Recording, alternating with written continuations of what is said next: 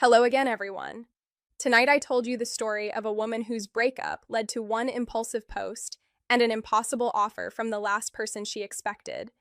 Because sometimes the most dangerous love begins as an arrangement, then turns into the only truth left standing.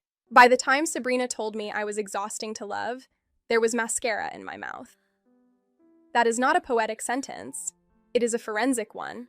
It tells you exactly where I was at 12:47 a.m. on a Thursday in March, sitting cross-legged on the kitchen floor of the apartment I had technically helped pay for but emotionally furnished alone, tasting salt and old makeup because I had wiped my face with the back of my hand too many times and lost track of where my dignity ended and the breakup debris began. Sabrina stood against the counter with her arms folded so tightly it looked painful. She had already zipped the red weekender bag she used for space, which meant whatever this was had been rehearsed. Outside, rain tapped the fire escape hard enough to sound judgmental. The hallway light leaking under the door made our kitchen look like an interrogation room. She didn't cry. I did enough for both of us. "You make everything feel urgent," she said. "Every feeling is a fire with you." I laughed because it was either that or beg, and nothing makes a person less attractive than begging in socks she bought you for Christmas. Interesting criticism from the woman who once called me dramatic because I got us matching mugs. You know that isn't what I mean. No, I knew exactly what she meant. I knew because for the past 3 months I had been shrinking in real time, trying to become easier to hold. Quieter, less hungry, less inconvenient. I had learned how to smile while she checked her phone, how to pretend I did not notice when she kissed me like she was late for something better, how to act normal after hearing my laugh echoed in someone else's voice memo on her lock screen. The breakup had started long before she said the words. This was just the paperwork. "I can't keep being responsible for your weather," she said finally. That line landed so cleanly I almost admired it. Almost. Then it split me open. If you want to hear uncensored behind-the-scenes stories about YouTube, check out my Patreon in the description. Use the code ROSE30 to get a 30% discount for the first month. Details and the link are in the description. That absurd paragraph was still sitting in my clipboard from a campus media club video description I had been editing for coffee money.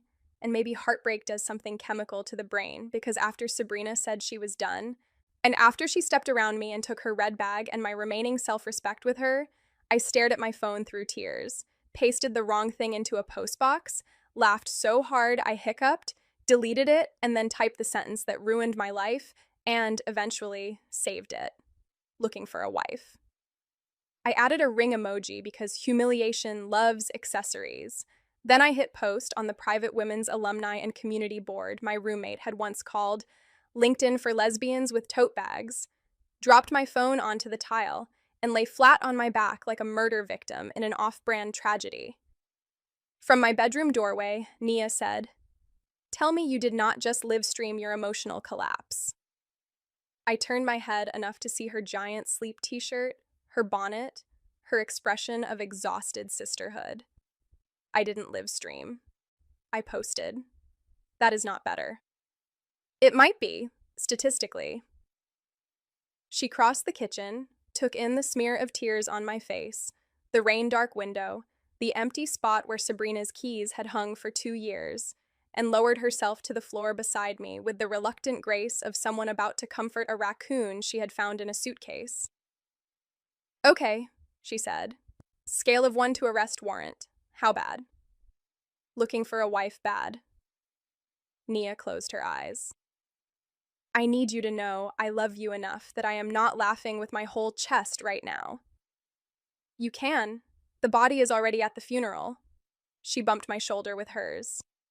"She doesn't get to call you too much for having feelings. That woman cried at a pasta commercial. It was a mother-daughter theme. It was noodles." I laughed again, and this time it cracked halfway through. That was the dangerous thing about Nia. She could find the joke inside a collapse without insulting the collapse. She knew exactly how to sit beside disaster and make it feel survivable. My phone buzzed on the tile, then buzzed again. And again. Nia and I both stared at it as if it might explode. That, she said slowly, is either public humiliation arriving at speed, or your soulmate is weirdly punctual. I hate both options. She leaned over, picked up the phone, and squinted at the screen. Oh my God. My stomach dropped so hard I felt it in my knees. What? She looked at me, then at the screen, then back at me with the face people usually reserve for positive pregnancy tests and meteor strikes. You have 93 comments, she said, 12 messages, one marriage proposal involving a goat farm, 3 women asking if this is performance art, and her eyes widened. Oh no. What? Oh no. There's a direct message. From the goat farmer? I wish. She turned the screen toward me. The name at the top made every muscle in my body forget its assignment. Dr. Celeste Laurent. For one stupid second, I actually checked the profile picture to make sure there wasn't another Dr. Celeste Laurent in the city with the same knife-sharp cheekbones, the same dark hair pinned back from a face that had made half the faculty lounge look underdressed, the same grave, assessing eyes that had once followed me across a seminar room like she was reading a language she should not have understood, but did. There was not. My former professor had messaged me at 1:06 a.m., I'm available to discuss terms, if you're serious. Below that. After a pause long enough to kill me 3 different ways, another message arrived. And if you're not serious, you should still take the post down before morning. At 8:14 the next morning, after 3 hours of shallow sleep and one vivid nightmare in which I married the goat farmer and had to milk my own dowry, someone knocked on our apartment door. Not pounded. Knocked. 3 measured taps, evenly spaced, so controlled they somehow made me panic harder than fists would have. Nia, brushing her teeth in the kitchen, froze with foam at the corner of her mouth. Tell me that is not who I think it is. I don't know who you think it is, I said, which was technically true and spiritually a lie. The knock came again. I looked down at myself. Old university sweatshirt, bare legs, 1 sock, hair in a knot that suggested recent lightning. My mouth tasted like grief and boxed wine. Across the room, my phone sat on the coffee table like an unexploded device. I had taken the post down at 2:03 a.m. after receiving enough laughing emojis to qualify as a public event, but not before replying to exactly one message with a single reckless sentence. Come tomorrow if you're going to say something insane. I had meant it as sarcasm. I learned, standing in that damp little apartment while my heartbeat tried to leave through my throat, that Dr. Celeste Laurent did not treat words casually, even when other people did. Nia rinsed her mouth, swallowed, and whispered, If that woman is outside this door with a syllabus, I'm calling a lawyer. When I opened it, Celeste was standing in the hallway, holding a slim leather folder in one hand and a white paper bag in the other. Rain pearls still clung to the shoulders of her charcoal coat. Her hair, usually immaculate, had loosened at the nape in a way that made something under my ribs misfire.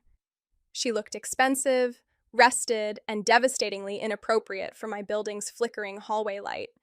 And she smelled like cold air, black coffee, and something clean enough to make me aware of how loudly my apartment smelled like heartbreak. Ms. Alvarez, she said. Nobody had ever used my last name like that without making it sound either disciplinary or intimate.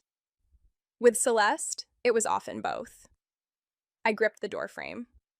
Professor, formerly, her gaze took in my face in a single, efficient sweep.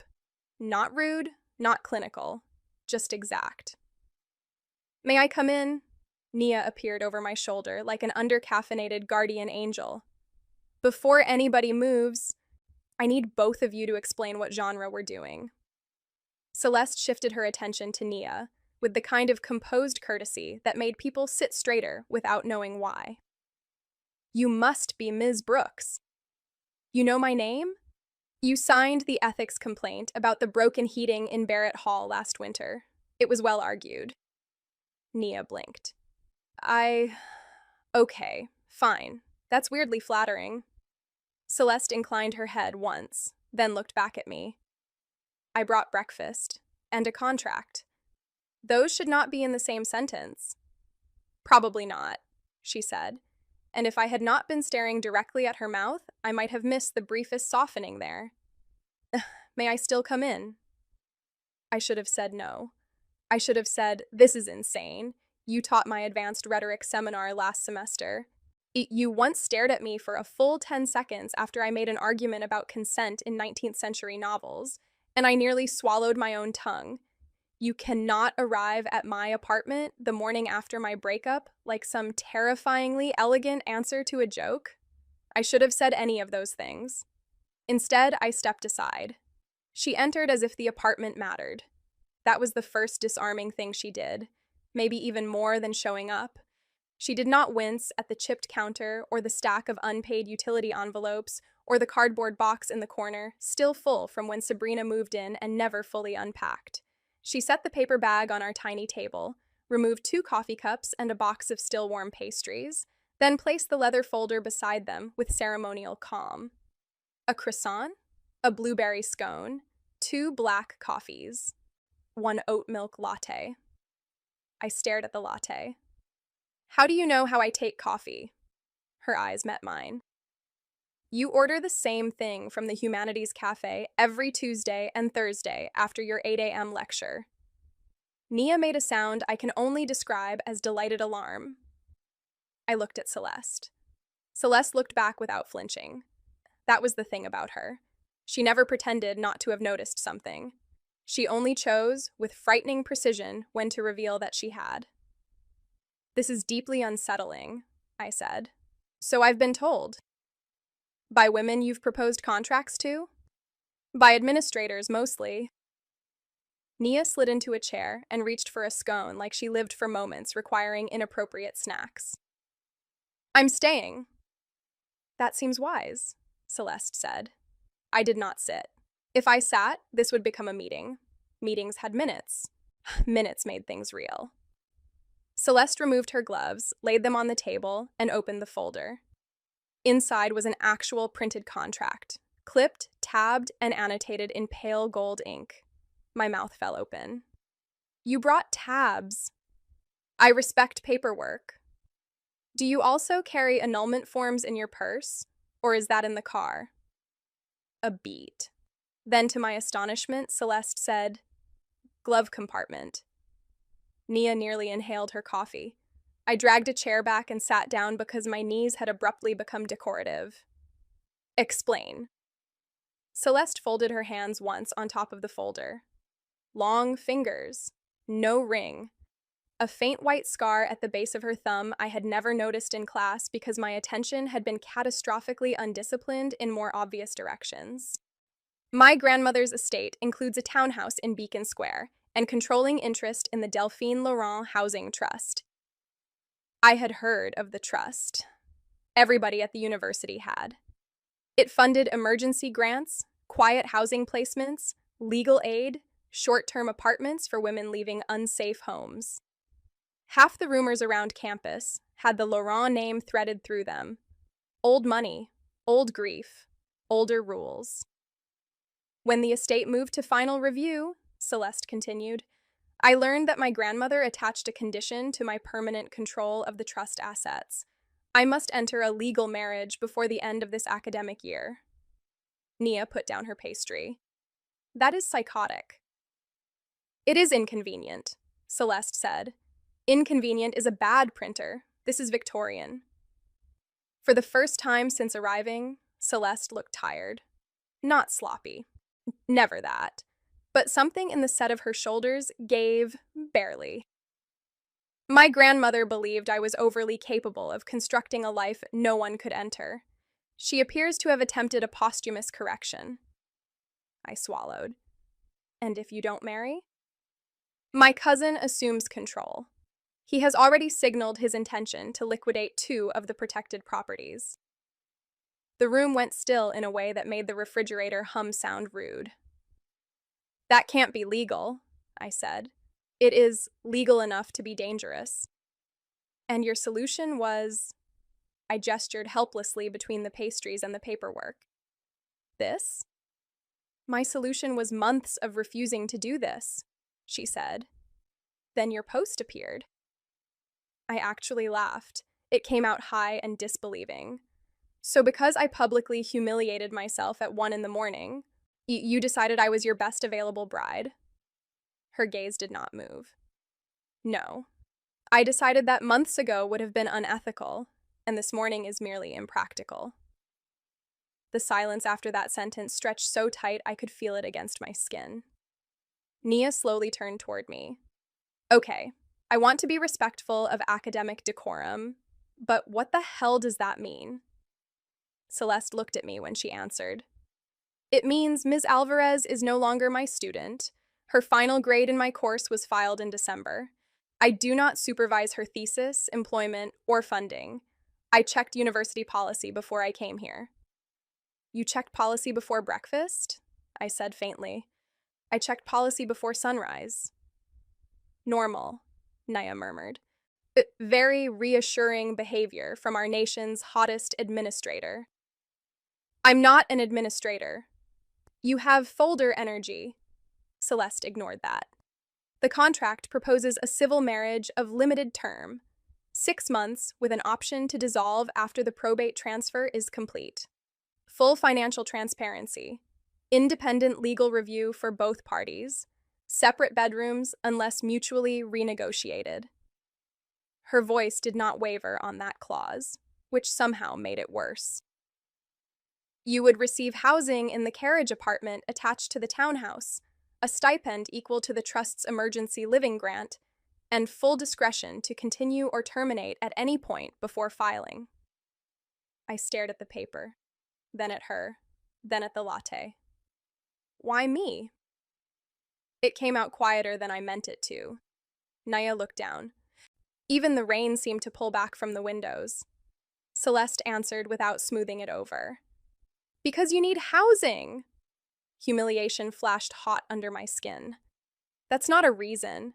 That's charity in a better coat. No.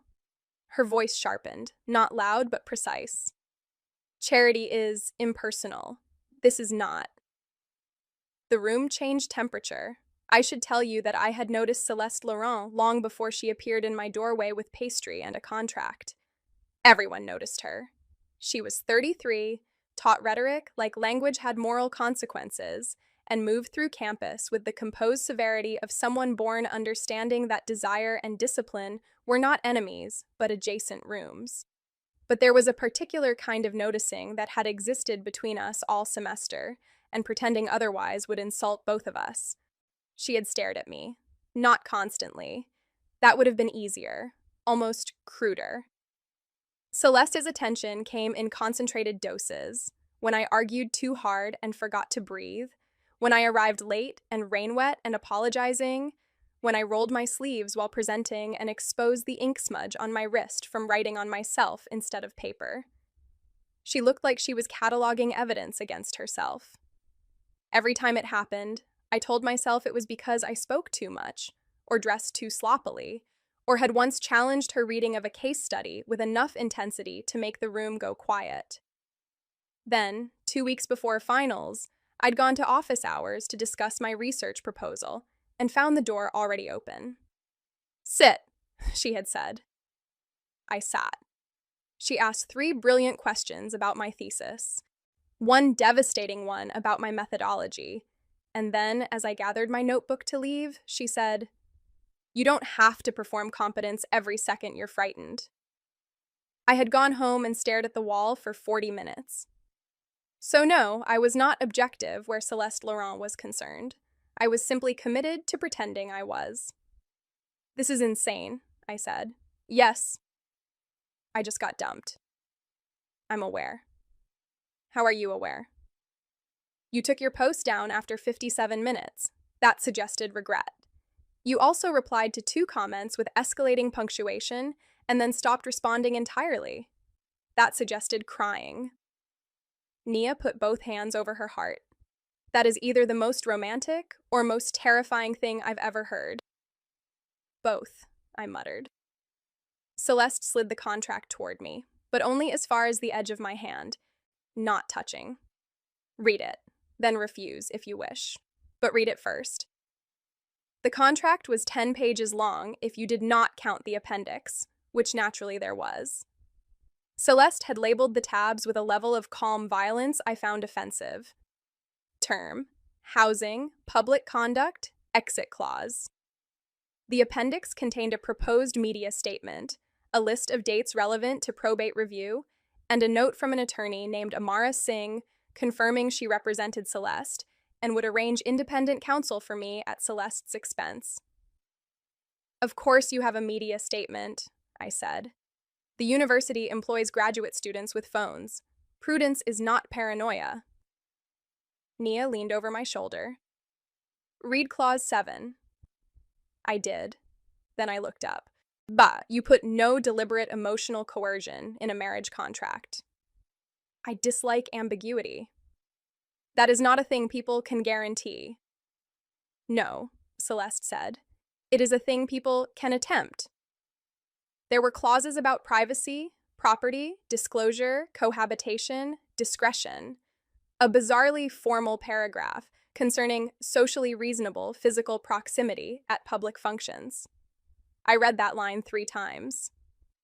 What qualifies as socially reasonable physical proximity? I asked. Nia snorted. Excellent question, wife. Celeste's lashes lowered once. Hand at the waist if needed for photographs. Holding hands at donor functions. Greeting and parting displays consistent with the impression of marriage. Greeting displays? A kiss on the cheek. On the cheek, Nia echoed solemnly. Scandalous. I flipped another page. By separate bedrooms unless mutually renegotiated in writing? In writing? Celeste took a sip of black coffee like none of this was deranged. Verbal misunderstandings are inefficient. Do you hear yourself? Frequently. And against every instinct of self-preservation, my mouth twitched.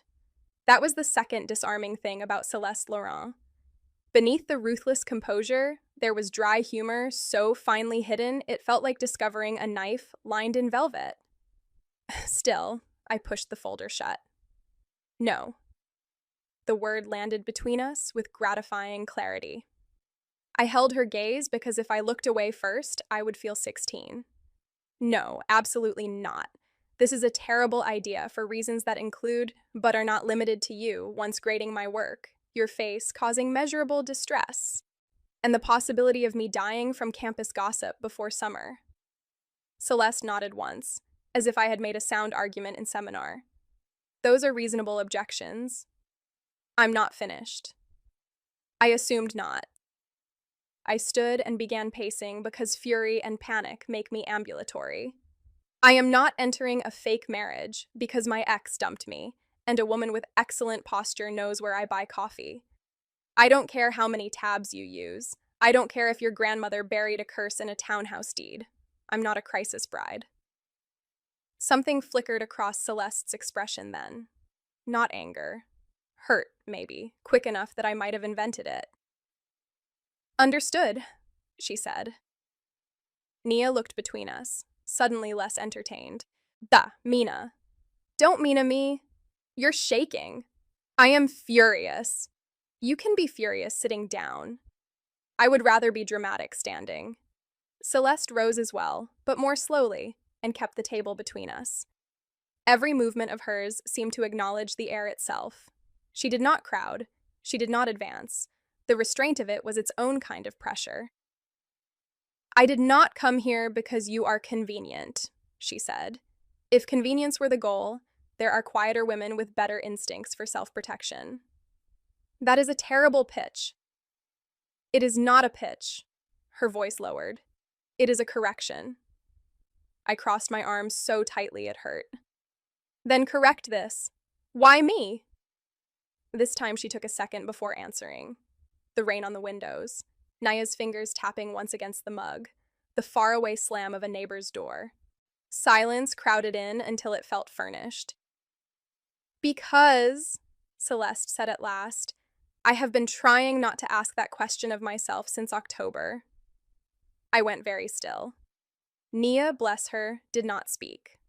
She stood, gathered the pastry box, and said to nobody in particular, "I am going to pretend I urgently need napkins," then disappeared into the kitchen, despite the napkins being 8 inches away. "What does that mean?" I asked. Celeste's hands had come together behind her back, the posture she used when fielding hostile faculty in panel discussions. "It means I noticed you. That is not news." "No." Her eyes held mine with terrible steadiness. "Noticed is an insufficient verb." My throat tightened. "You challenged everything I taught you without ever mistaking defiance for intelligence. You walked into class as if your body had not yet decided whether it was allowed to occupy space, and then made arguments large enough for everyone in the room. You apologized when you were angry. You skipped breakfast when you were anxious. You wrote your thesis notes in the margins of printed articles because you lose loose paper. You looked at people like you could love them back to life if they would only hold still long enough." I forgot, briefly, how standing worked. Celeste drew one breath, controlled and precise. "So when you ask why you, the truthful answer is that you are the only person I considered, and the reason I hate that answer is because I had to wait until it was one I could say aloud." The hallway light beneath the door cut a pale line across the floorboards. Somewhere in the kitchen, a cabinet closed too gently to be accidental. I could hear my own pulse in my ears. "You can't just say things like that over pastry," I whispered. A shadow of something almost like regret passed over her face. "I am discovering that." I looked away first. That felt important. Important and stupid, because my whole body had gone bright and electric in places I resented. This was precisely why I had said no. Not because Celeste was unethical. If anything, she was being almost punishingly careful. But because she had the unnerving ability to make me feel seen in fluorescent detail, and I was freshly broken enough that being seen sounded dangerously like being chosen. "I still can't do it," I said. She inclined her head. "Then don't. You're making this worse by being calm." "I am not calm." That pulled my gaze back to her. It was the first time her control had slipped even a fraction since she arrived. Not in words. In her left hand, where the fingers flexed once against her own wrist, as if stopping themselves from reaching for something. "Me," I thought, with a jolt that was part vanity and part fear. She is stopping herself from reaching for me. "I need you to leave," I said softly. Celeste nodded. "Of course." She closed the folder, gathered her gloves, and moved toward the door. At the threshold, she paused, not looking back yet. "The independent attorney's number is on the first page," she said. "If your answer changes for any reason, call her, not me. That will keep things cleaner." Cleaner. The word sliced. Then she turned, and for one impossible second, all the discipline in her face looked exhausted. "For whatever it's worth, Ms. Alvarez, I am sorry about the manner of your heartbreak." Not the heartbreak, the manner of it. As if she understood there were humiliations inside pain that hurt separately. She left before I could answer. The apartment stayed silent for a full 10 seconds. Then Nia walked back in with the pastry box still in her hands and said, "I know you said no, but I need to confess that if that woman looked at me like that and offered me housing, I would fold like a beach chair." I sank into my seat because the adrenaline had finally remembered to abandon me. "I hate you." "You absolutely do not." She sat across from me, eyes gentler now. "Okay, real talk. How bad is the apartment situation?" I hated that question because it required admitting logistics while emotionally concussed. Sabrina and I had split rent, but the lease was in her cousin's name because we had taken it in a hurry after sophomore year. After our fight last month, before the official breakup, during that bleak period where we were still sharing a bed and pretending not to be dying, her cousin had made it very clear that if Sabrina moved out, I was not an authorized tenant. The landlord had already threatened to change the locks by the end of the month, unless I produced paperwork I did not have. On top of that, my work-study hours had been cut, My savings were microscopic, and my mother had called twice that week pretending her blood pressure medication was affordable, when I knew damn well it wasn't. I can maybe afford 3 weeks in a sublet, I admitted. Maybe 4 if I stop eating vegetables. Nia winced. And Barrett housing? Waitlist. Your aunt? Still convinced I became gay because I read too much. So not ideal. I put my head in my hands. Please don't say I should reconsider. I'm not going to say should. Nia paused. I am going to say, we live in a world where terrible ideas sometimes have granite countertops. I laughed into my palms despite myself. Then I lifted my head, looked at the neat black folder still on the table because Celeste had left a duplicate copy, and felt the first small, traitorous shift inside me. Not yes. Worse. Maybe. I did not call the attorney that day.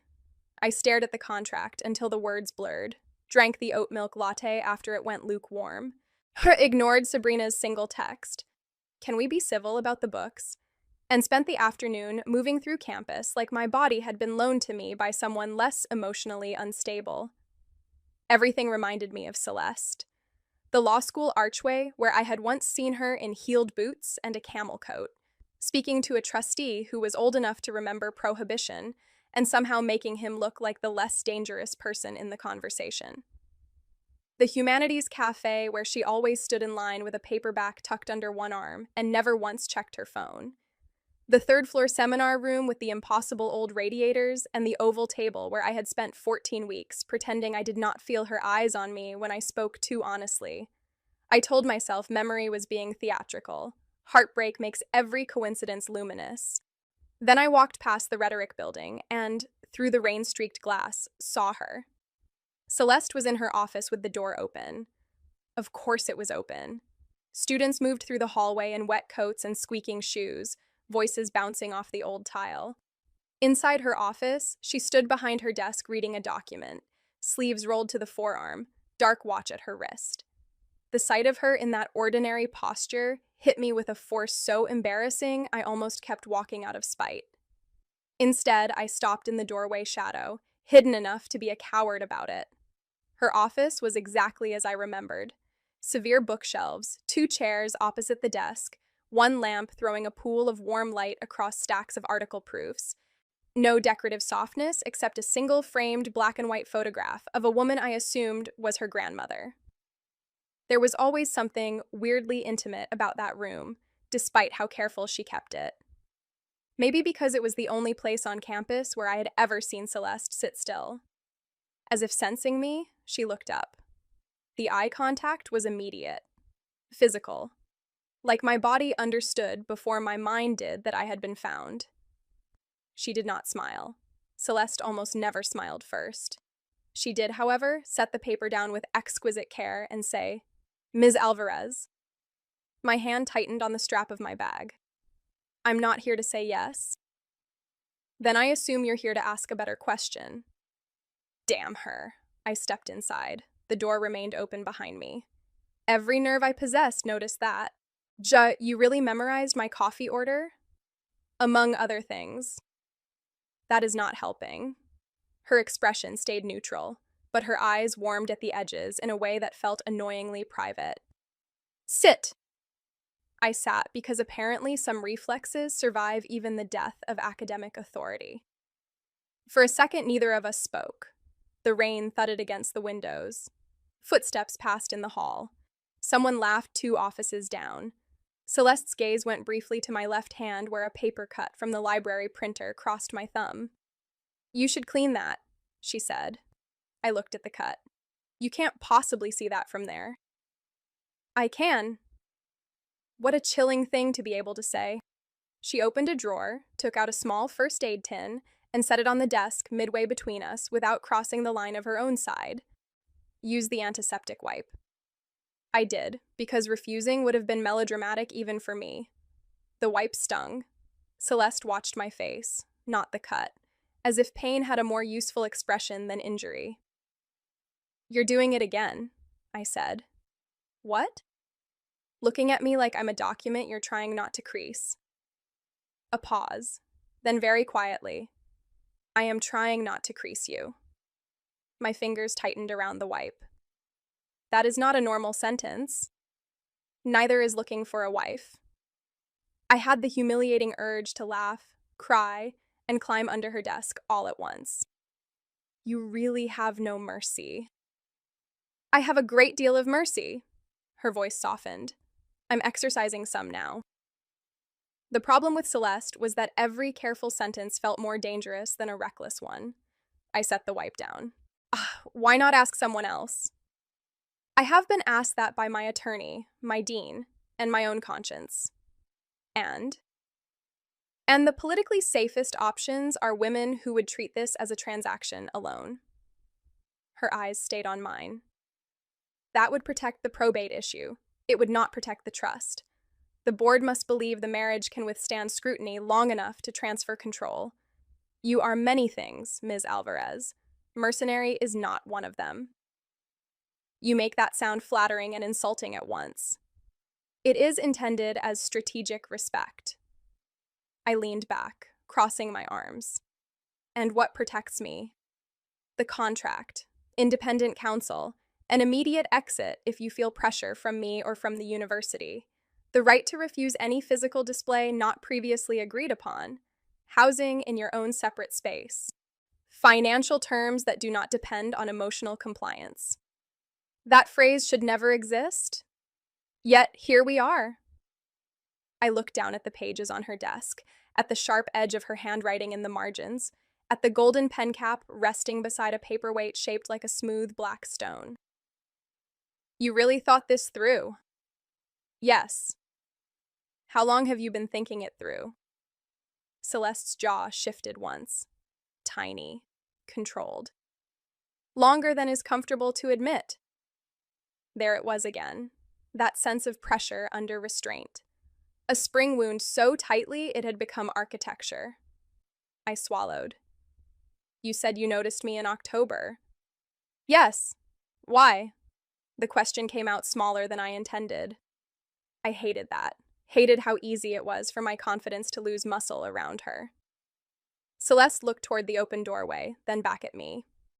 Because you asked in a room full of people why every institutional policy about neutrality seemed to expect students to arrive on campus already whole. I remembered the day immediately. October rain, overheated radiator, my own voice sharper than I'd planned, because I had spent the previous weekend helping Naya move a first-year girl out of a dorm after her girlfriend shoved her hard enough to leave a bruise. I had asked the question because I was angry and 22 and tired of pretending systems were abstract. You looked at me like I'd said something rude, I said. I looked at you like you had said something costly. My breath snagged. You were right, she added. I do not always enjoy being reminded of the price of my own competence. Nobody had ever apologized to me like that. Not exactly apology, not exactly admiration. Just truth with its sleeves rolled up. I thought you disliked me, I admitted. A crease appeared between her brows. On what basis? You stared. Celeste actually exhaled through her nose, close enough to a laugh that I nearly passed out from the novelty. That is a catastrophic failure of interpretation. Well, what was I supposed to think? That I was exercising restraint poorly. I stared at her. She held my gaze, and because she was apparently committed to leaving me no intact internal organs, said, You were not hard to want. You were hard to leave untouched by my attention. There are sentences that arrive in the body before the mind can classify them. That was one. It moved through me like heat under skin. My ears rang. My hands went cold. I looked down so quickly it was almost a flinch. For a moment, neither of us moved. The hallway outside her office carried on in cheerful ignorance. A copier whined. Someone cursed at a printer. Inside the room, the silence altered shape and sat down between us like a third person. This, I thought wildly, is why women write novels instead of surviving. Why would you say that to me? I asked. Because I am trying very hard not to insult you with partial truths. I looked back up. The severity in her face had returned, but it seemed harder won. And because, if you accept this arrangement, I need you to understand that my caution is not indifference. Something deep and humiliating turned over in me. I stood too fast. I need air. Celeste stood at once too, not following, only matching my movement like a reflex she immediately regretted. Of course. I reached the doorway, then stopped without planning to. Half in the hall, half in the office, held in that threshold where people either leave or fail to. "Professor," I said, and she looked at me with immediate attention, so complete it almost counted as touch. "Yes." "If I did this," I said carefully, each word laid down like glass, "it would not be because you rescued me." "No." Her answer came without hesitation. "If you did this, it would be because you chose me under difficult circumstances, and I would spend the duration proving I understood the difference." That line followed me all the way down the hall like a second pulse. At dinner, Nia took one look at my face and pushed a forkful of noodles back onto her plate. "Oh no." I dropped my bag by the couch. "Don't start." She said something.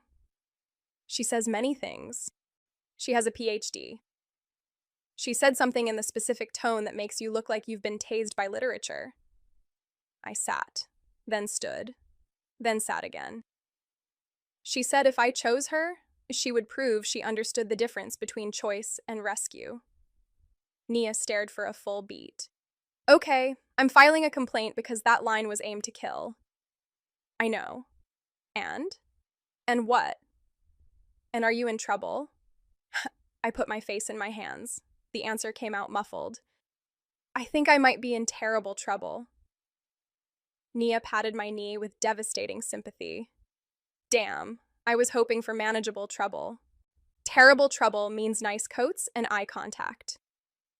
The next morning, the landlord texted that he would be showing the apartment the following week, whether I was ready or not. 3 hours later, my mother called from El Paso and lied brightly about being just fine while coughing between sentences. By evening, Sabrina had emailed a spreadsheet dividing our furniture by who bought what, including the plant she had once named after my childhood dog. I called the attorney at 6:12 p.m. Amara Singh met me the following day in an office that smelled like lemon polish and expensive certainty. She was beautiful in a way that made you believe in tailored consequences. When I told her I wanted the honest version, not the polished one, she leaned back in her chair and considered me over steepled fingers. "The honest version," she said, "is that Celeste Laurent would rather cut off one of her own hands than manipulate a student or former student into anything. The second honest version is that she has spent 6 months pretending not to ask me whether university policy has a footnote for wanting someone responsibly." I nearly choked on my own breath. "She asked you that?" "Not in those words. Celeste prefers her suffering in legal language." I stared at the contract on Amara's desk. "Why would she trust me with something this big?" Amara's face softened almost imperceptibly. "Because you ask that like you still don't know how visible you are." I left the law office with revisions in my bag and nausea in my spine. 2 days later, with my life reduced to a list of impossible rent numbers and increasingly tender lies to my mother, I signed. We signed the contract in Amara's office with 2 witnesses, 1 notary, and Nia sitting beside me in a blazer she borrowed solely to look litigious. "I have a pen if anyone needs one," she announced to the room. "It's emotionally supportive." Amara ignored her with the tolerance of a woman who billed by the hour. Celeste, on the other side of the table, was wearing a midnight blue suit and the expression she used when deans attempted condescension. If you had asked 100 strangers which of us looked about to enter a temporary marriage of convenience, every one of them would have pointed at her. I looked like a graduate assistant about to appeal a parking violation. The weirdest part was the paperwork itself. Not the signatures, not the initials on every page. Not even the final writer Amara added, clarifying that either party could request amendments by written proposal delivered without retaliation, ridicule, or strategic silence. No, the weirdest part was Clause 9, subsection C, where Celeste insisted on replacing shared residence with adjacent residences under the same property title. Amara glanced up. You are aware this is objectively less efficient. Yes, Celeste said. You are aware the point of a public marriage is usually to resemble one. Yes. Then why does your wife require a carriage apartment with a private entrance? I opened my mouth, closed it. Nia made a strangled noise that might have been laughter swallowed alive. Celeste did not so much as blink. Because proximity is not consent, and I prefer my legal language aligned with reality. Something warm and awful moved through me. Amara looked at me. And you're comfortable with that arrangement? I took a breath. I asked for it. Celeste's gaze shifted to me, quick and unreadable, then back to Amara. As did I. That last part startled me enough that I missed my own signature line and had to start again on a fresh page. Afterward, because apparently our lives had committed fully to absurdity, we went to City Hall. The rain had finally stopped. The sky over the stone steps was a bright, indifferent silver. I wore the only dress that still fit after a month of heartbreak. A dark green wrap dress, Nia said, made me look like an apology with excellent legs. Celeste wore cream silk under a black coat and looked like old money had decided to become a warning sign. There were 4 of us total. Me, Celeste, Nia, and Amara, who signed with the bored competence of someone notarizing a merger rather than a deeply suspicious love story. We stood under fluorescent lights while a clerk with glitter nails mispronounced my middle name and asked whether anyone had reason this union should not proceed. Nia coughed. Many! Into her fist. I almost laughed. Then I looked at Celeste. She was not smiling. Her face had gone very still. Not cold exactly, but solemn in a way I hadn't seen before. Not the professor, not the strategist. Just a woman standing at the edge of something that mattered and refusing to treat it lightly even when the circumstances were ridiculous. When it was time to say I do, my voice shook. Celeste's did not. But after the clerk pronounced us married, she turned to me with that same grave attention and asked, low enough that only I could hear, "Are you all right?" I should have said no. I should have said I feel like I am walking into a thunderstorm in very pretty shoes. Instead, I nodded because her concern landed in me like a bruise touched gently. The clerk said, "You may exchange a greeting." Everything in my body locked.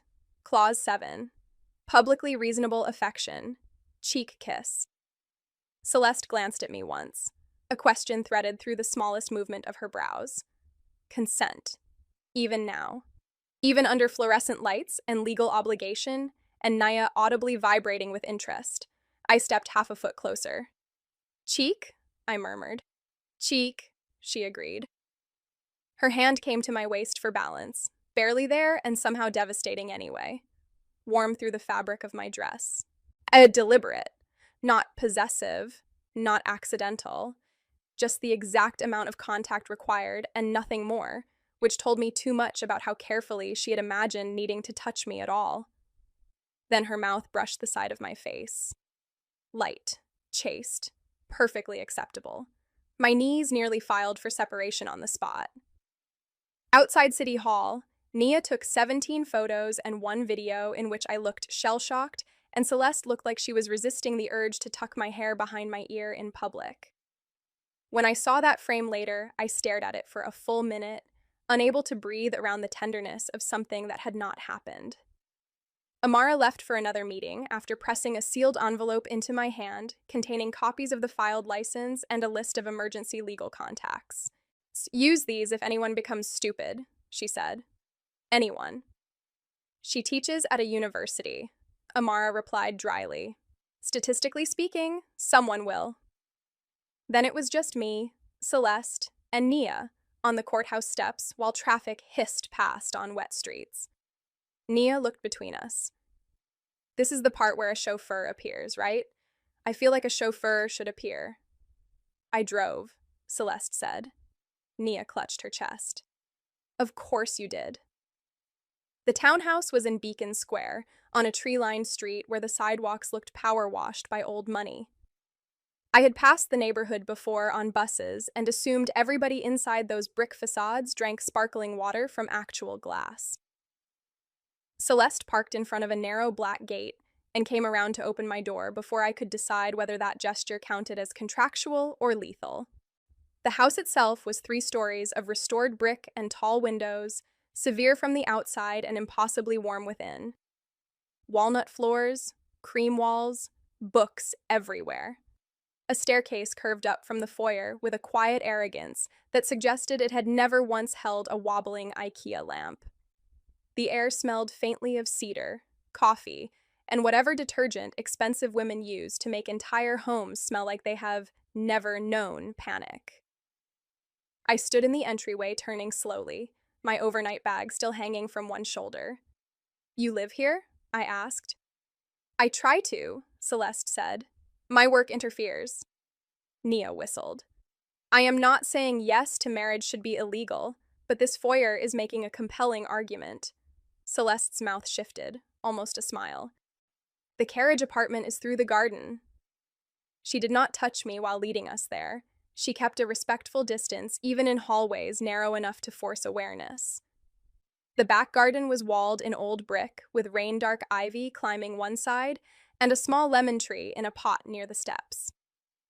The carriage apartment sat above what had once been a stable entrance, restored into a one-bedroom space with slanted ceilings, pale rugs, a galley kitchen, and windows overlooking the garden. It was not lavish, it was thoughtful. Fresh towels folded on the bed, space cleared in the closet, a stack of new notebooks on the desk beside a lamp with warm light, a bowl of clementines, coffee beans, oat milk in the fridge. In the freezer, a labeled container, soup. I turned to Celeste too fast. What is this? She remained by the doorframe, hands in her coat pockets as if stopping herself from adjusting anything. Preparedness. You stocked my kitchen. You forget meals when stressed. Nia made a tiny squeak from behind me. I looked at the soup container again, then at the notebooks, then at Celeste, who had apparently committed the details of my life to memory with the frightening focus of a woman building a cathedral in secret. This is not helping me feel normal, I said. I am not certain normal is available to us. That was probably true. It annoyed me more because it was true. Nia, saint that she was, took one quick look at my face and announced she had left her emotionally supportive pen in the car. She vanished before either of us could stop her. The silence after she left pressed softly at the room. Celeste stood in the doorway, one hand resting against the frame, and I realized with a jolt how carefully placed she was. Not inside my space, not outside it, simply at the edge, where I could invite or deny, where every choice remained mine. Thank you, I said finally, because whatever else this was, it was not casual. Her gaze moved across my face and back. You do not owe me gratitude for basic provisions. I know. Good. I set my bag on the bed. Do we just start pretending now? Only where necessary. She reached into her coat and held out a folded page. There is a donor dinner next Friday. Several board members will be there. They have been expecting an announcement of some kind after the probate review. I propose that as our first public appearance. I took the page and blinked. It was a schedule. Of course it was a schedule. You made us a calendar. I made options. There are color codes. Temporary marriages benefit from structure. I married a spreadsheet, I muttered. And then, because the universe apparently wanted me dead from embarrassment, Celeste said in that low, even voice, a highly selective spreadsheet. I looked up. She looked right back. Something in the room tilted. That was the moment, standing in the doorway of my not quite home, with our legal documents still warm from filing and a page of color-coded events in my hand, that I realized I was not just in logistical danger. I was in romantic trouble. Terrible, expensive, beautifully tailored trouble. Celeste cleared her throat once. There is one more practical issue. I gripped the schedule like it might save me. Of course there is. The household staff comes only twice a week. Mrs. Alvarez? I blinked. Mrs. Alvarez? A flicker. There and gone. Legally, yes. The title moved through me like a match struck in a dark room. Celeste's voice remained maddeningly composed. If you prefer to retain your surname privately, nothing in the contract requires otherwise. Public documents may use either. I should have answered. Instead, I just stared at her. Her control frayed first, barely. She looked away, just once, toward the window. I apologize. I should have anticipated that the phrasing might feel abrupt. No, I said too quickly. It's fine. I just wasn't prepared. For the administrative afterlife of marriage? For my body reacting to nouns, I said before I could stop myself. A silence followed so total I could hear the clock in the kitchen downstairs through the open garden door. Celeste looked at me again, slower this time. The air between us tightened until I thought any additional word would snap it. Then she stepped back from the doorway. I'll leave you to settle, she said. Right. If you need anything, my number is already in your phone. As if I could forget. The corner of her mouth lifted. It was the smallest thing. It felt like winning a lawsuit. After she left, I sat on the edge of the bed and called Nia. She picked up on the first ring. How rich is your wife? I hate that you're enjoying this. So very rich, then. I pressed my free hand over my eyes. Nia. Her voice softened. How are you really? I thought of the soup in the freezer, the oat milk in the fridge. The fact that Celeste had learned I skipped meals and done something about it without once making my need feel ugly. I think, I said slowly, I may have just moved into a problem with beautiful handwriting. Nia sighed like a woman settling in for excellent gossip. Baby, from where I'm standing, she moved you into a sanctuary. I did not know yet how dangerous it was that both could be true. Marriage, it turned out, was a series of tiny absurdities before it became anything else. By the third day, I knew which floorboard outside Celeste's study clicked under careless feet. By the fourth, she knew I took my showers too hot when anxious because steam curled under the carriage apartment door and fogged the garden window. By the fifth, we had evolved a breakfast system so domestic it should have violated municipal code. If I had an early lecture, she left coffee warming on the counter. If she was buried in trust paperwork, I slipped toast and fruit beside her laptop and pretended not to notice the way her shoulders eased when I entered the room. She noticed everything. You're limping, she said one Monday morning before I had even sat down. I am not. You wore those boots in the rain. Sit. I don't enjoy your tone. I don't enjoy preventable injury. She set an ankle wrap beside my mug with maddening calm. I prefer my wife able to descend stairs without litigation. I laughed so abruptly coffee nearly came out my nose. Her mouth shifted, almost a smile. It made my whole day structurally unsound. That was the problem. Celeste never touched me casually, never entered the carriage apartment without permission, never closed a door behind us unless I did it first. At public functions, she always asked in that low, controlled voice that felt more intimate than touching. Hand? Waist for the photograph? May I? It made me want to say yes to things that had nothing to do with cameras. A week into the arrangement, she asked me to attend a donor dinner at Beacon House, the restored property where the trust board met. Nia helped me get ready with the solemn intensity of a woman preparing a friend for diplomatic warfare. Your wife is going to lose consciousness, she informed me while pinning one side of my hair back. I hope the trust benefits. I don't think Celeste loses consciousness. No, but she does stare like she's negotiating with God. When I came downstairs, Celeste was waiting in the foyer in a dark plum gown that made me briefly forget every word in English.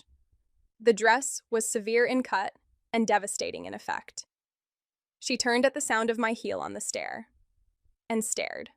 No polite glance, no social skim. Full attention, hot as a hand. "This feels aggressive," I said. "You look," she said, then stopped and tried again. "Unfair."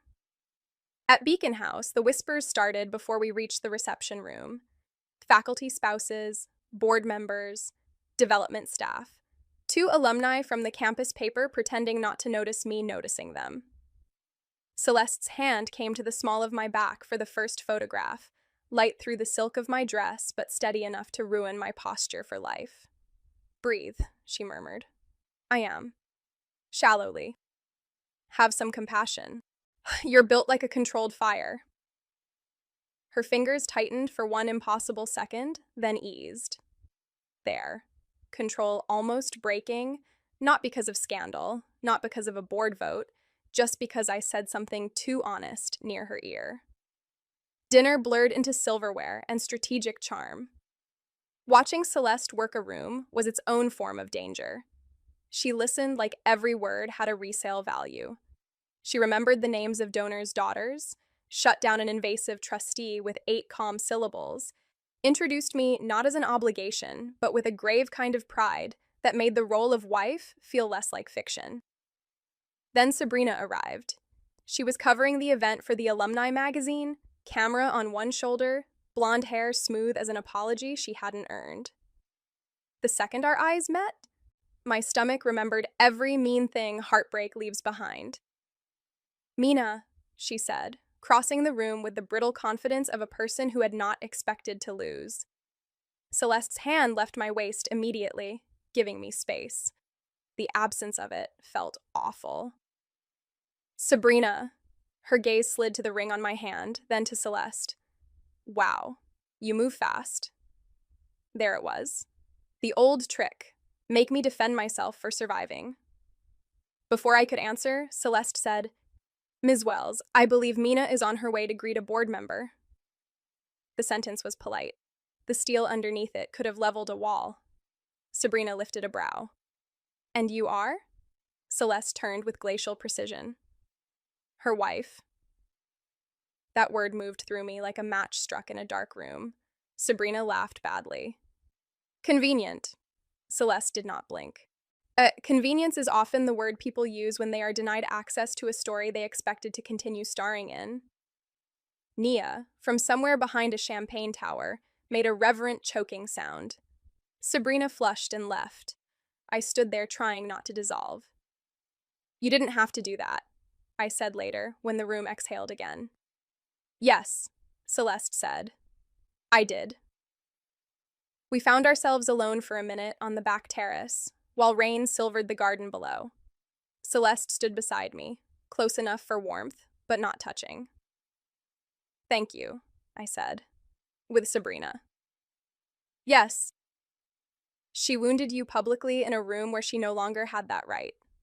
Her eyes stayed on the rain. "I dislike repetition." "You sound like someone preparing sanctions." "Would sanctions comfort you?" I turned to look at her fully. The terrace light caught in her hair, in the clean line of her throat. "You are making it very hard to remember this was supposed to be practical." The silence after that tightened.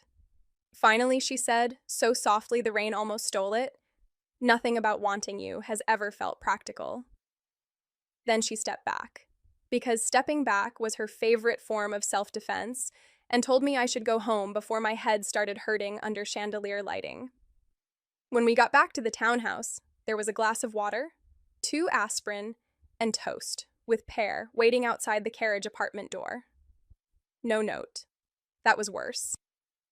The scandal broke 5 days later. A gossip account posted screenshots of my original late-night plea, our courthouse photo, and one leaked clause from the contract about socially reasonable physical proximity. By noon, campus had turned the story into urban legend. By 1, the dean had requested a meeting. By 2, Amara was on speakerphone in a glass-walled conference room saying, "Before anyone panics, the leak came from a board packet. My money is on Adrian." Adrian Laurent, Celeste's cousin, had been circling the trust for months like a vulture in loafers.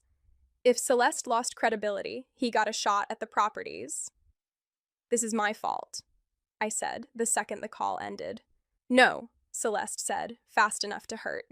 "I made the post." "You made a reckless joke while heartbroken.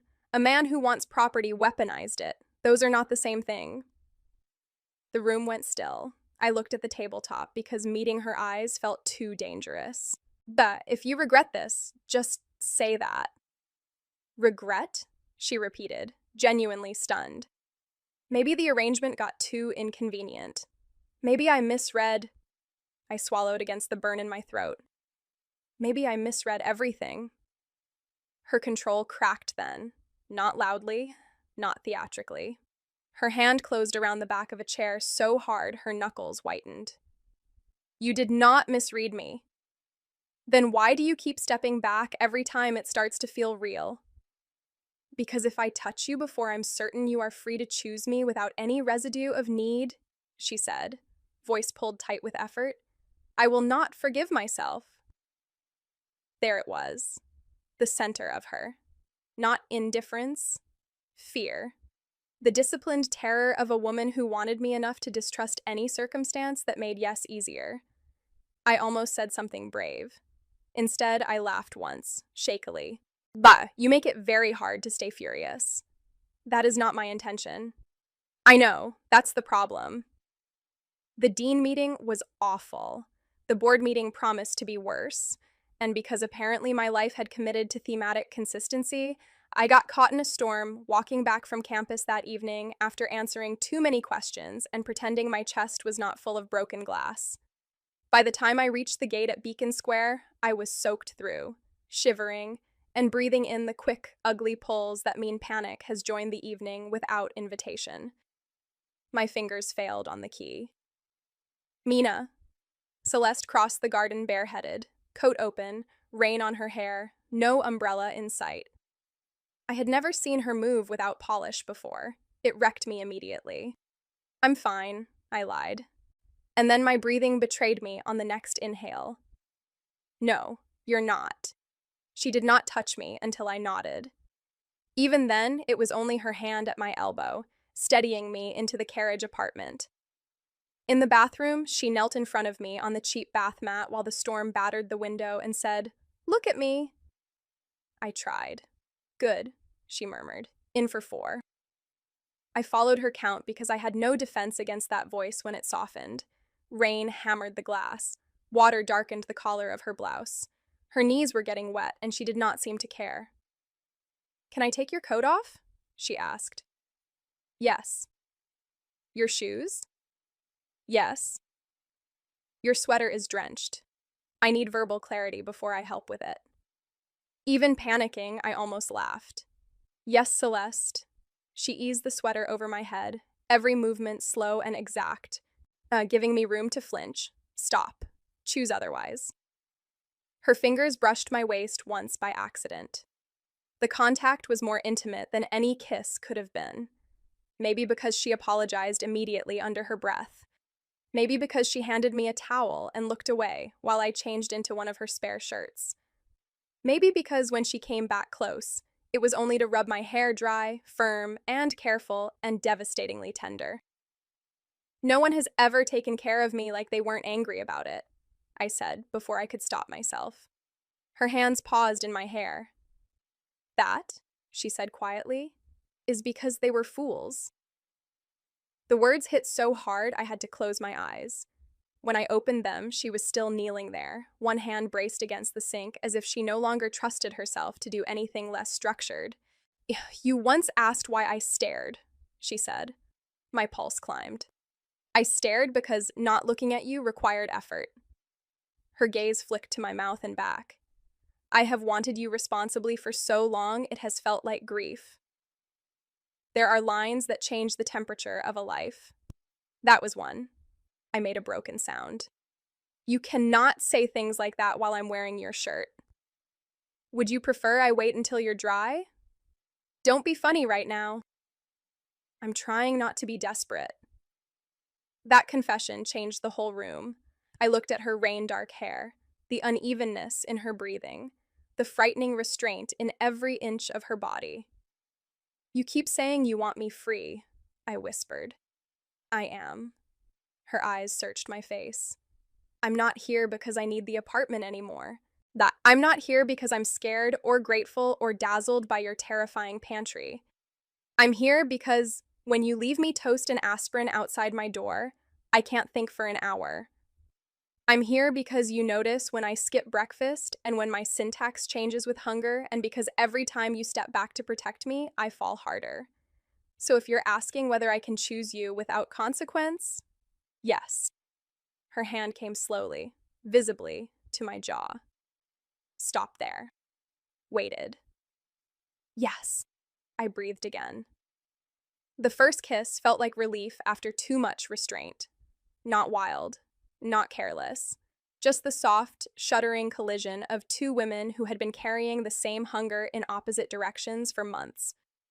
Warm mouth, careful pressure, and then one fractured second where all her discipline slipped and the kiss deepened into something that made my whole body tilt toward her. When she pulled back, her forehead rested against mine, like even that much closeness required recovery. I laughed, shaky and breathless. "Wow." "That," Celeste said, equally breathless, "is one possible review. You kissed me like a constitutional amendment." An actual laugh escaped her then, quiet and astonished. It ruined me more thoroughly than the kiss. We did not sleep together that night. That mattered. She helped me into bed only when I asked, tucked the blankets around me with hands steadier than mine, and sat in the chair by the window because I refused to let her leave. "You're not staying in that chair all night," I mumbled. "I'm checking your breathing." "That is wildly intimate." "Yes." When I woke at dawn, she was gone from the chair. On the tray table beside the bed sat coffee, scrambled eggs, strawberries, toast, and a folded note in her precise handwriting. For the avoidance of doubt, last night was not pity. Eat before reading the enclosed press strategy. See breakfast in bed should have felt silly after legal clauses and public humiliation. Instead, it felt like the truest thing in my life. At 10, I went downstairs, found Celeste in the kitchen with her hair braided and sleeves rolled, and said, "I'm coming to the board meeting." "You don't have to." "I know." I stepped closer. "That's why I'm doing it." The meeting room was lined with portraits of formidable dead women and one very living idiot in a navy tie. Adrian sat at the far end looking like inherited entitlement had learned table manners. The dean looked tired. Amara looked delighted in the way litigators do when someone else's arrogance becomes useful. Celeste began with facts. Course ended before marriage. No supervisory role. Independent counsel. No misuse of trust funds. Every sentence clean as cut glass. Then I spoke. My voice shook for 30 seconds and steadied after that. I told them nobody had coerced me. I told them adults are allowed to make complicated choices without those choices becoming evidence of corruption. I told them the contract existed because powerful institutions trust paper more than women, and if that embarrassed them, good. I told Adrian that hiding greed behind concern for my dignity was the kind of hypocrisy that should require a permit. Nia later called that line career-defining. What ended it, though, was simpler. Celeste turned to the board and said, without reading, "The marriage may have begun as strategy." My feelings did not. No one breathed. Her gaze moved to mine only after the sentence landed. "I delayed any admission of that fact until I was certain Ms. Alvarez could refuse me, without consequence," she said. She can. She could. She may still, but the trust will survive that better than I would. Something in the room changed then. Respect, maybe. The kind that arrives when someone stops protecting their image and starts protecting the truth. Adrian lost. The board voted to proceed with the transfer under amended oversight. The dean, faced with policy, honesty, and Amara's sharpened legal smile, retreated into bureaucratic dignity. Outside the meeting room, afternoon sunlight filled the corridor so brightly it almost looked staged. For a moment, it was just me and Celeste standing in it while footsteps faded around the corner. Well, I said, that was horrible. Appalling, she agreed. I laughed. So did she, softly. Then neither of us moved. This is the part, I said, where one of us says something emotionally mature. All right, Celeste said. Here is the mature version. I do not want to keep pretending this marriage is temporary in the ways that matter. I would like to be your real wife for as long as you can stand me reorganizing your pantry and monitoring your breakfast habits. I would like the privilege of arguing with you about books for several decades. I would like to love you without a contract explaining the terms. My face crumpled in the least dignified way possible. That is deeply unfair. It is also true. I stepped into her space first this time and took hold of the front of her coat because I needed something to anchor to. Okay, I said, laughing through tears. Then here is mine. I do not want rescue. I want you. I want your terrifying attention and your stupid, perfect notes and the way you always ask before you touch me and the way silence with you never feels empty. I want the woman who brought a contract and somehow still made it feel like tenderness. I would like to be your real wife, ideally with less appendix material. Celeste's whole face changed, not softened, opened. Then she kissed me in the bright corridor, with one hand at my waist and the other at the back of my neck, like she had finally decided control and honesty could live in the same body. Weeks later, after the gossip cycle starved, and my mother decided Celeste was alarmingly formal but clearly devoted, after Nia began calling the townhouse the site of your elite lesbian governance, after we amended the contract into something halfway between legal artifact and private joke, I woke one Sunday to the smell of coffee and butter. Celeste came through the bedroom doorway carrying a tray. Not the carriage apartment. Our bedroom. That still gave me a private jolt every time I thought it. She wore one of my old college t-shirts with silk sleep pants, which should not have been a survivable combination. Morning light caught in her loosened braid. She set the tray across my lap. Coffee, scrambled eggs, toast, strawberries, and the apricot jam I liked but never remembered to buy. Breakfast in bed. Not strategic, not apologetic. Earned. You're staring, she said. I learned from the best. She leaned down and kissed my forehead. Good. Outside, the garden was bright after rain. Inside, the sheets were warm. The coffee was perfect. And the woman who had once knocked on my door with a contract and impossible calm now sat beside me with her hand on my bare knee like she had every intention of staying. We still keep the original contract in the top drawer. The first version with all its exit clauses and protective language, an impossible effort to make desire behave like paperwork. We keep it not because we need proof anymore, but because sometimes love begins in a language that isn't yet brave enough to call itself love. Sometimes it arrives as clauses and color-coded calendars, and a woman trying so hard to be ethical that tenderness leaks out sideways. Sometimes it knocks on your door the morning after you humiliate yourself online, carrying pastry, legal terms, and a face that has spent too long refusing to tell the truth. And sometimes, if you survive your own heartbreak long enough to answer, the woman who shows up is the one who has been looking at you like she already knows exactly where you are wounded and exactly how gently to hold the place once you let her.